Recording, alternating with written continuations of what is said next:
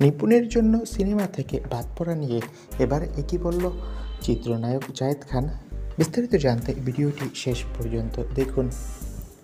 সম্প্রতি দুবাইয়ে অনুষ্ঠান শেষ করে দেশে ফিরেছে চিত্রনায়ক জায়েদ খান। ফিরেই শুনতে হচ্ছে তিনি অপারেশন জ্যাকপট সিনেমা থেকে বাদ পড়েছেন। জায়েদের মতে এটা উড়ো খবর। তাকে নিয়ে সম্প্রতি মন গড়া খবর প্রকাশ করায় কিছুটা মনক্ষুণ্ণ হন এই অভিনেতা। যদিও তিনি অভিনয়ের চেয়ে এখন স্টেজ অনুষ্ঠান নিয়েই বেশি ব্যস্ত। বেশ কয়েকদিন ধরে শোনা যাচ্ছিল অপারেশন জ্যাকপট সিনেমায় একঝাঁক অভিনয় শিল্পীর মধ্যে রয়েছে জায়েদ খানও। কিন্তু সিনেমাটির শুটিং শুরু হলে শেষ পর্যন্ত সিনেমায় জায়েদ খান অভিনয় করছেন কিনা সেটা নিয়ে নানা কথা শোনা যায়। এসবের সূত্রপাত ২৬ ও ২৭ ডিসেম্বর সিনেমাটি নিয়ে আয়োজিত সংবাদ সম্মেলন। সেখানে প্রযোজক স্বপন চৌধুরী সিনেমার শিল্পীদের তালিকা প্রকাশ করে, যেখানে জায়েদ খানের নাম নেই।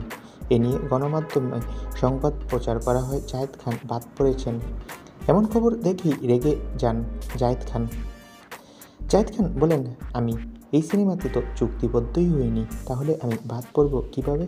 তাছাড়া নিপুণের সাথে আমার ব্যক্তিগত যেই আক্রোশ বা ঝগড়া থাকুক, সেখানে এই সিনেমার সাথে কোনো সম্পর্ক নেই।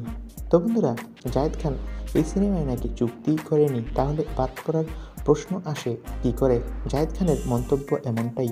এ বিষয়ে তোমাদের মতামতটি কমেন্ট করে জানাও আর আমাদের চ্যানেলটি সাবস্ক্রাইব করে রাখো। সকলকে অসংখ্য ধন্যবাদ।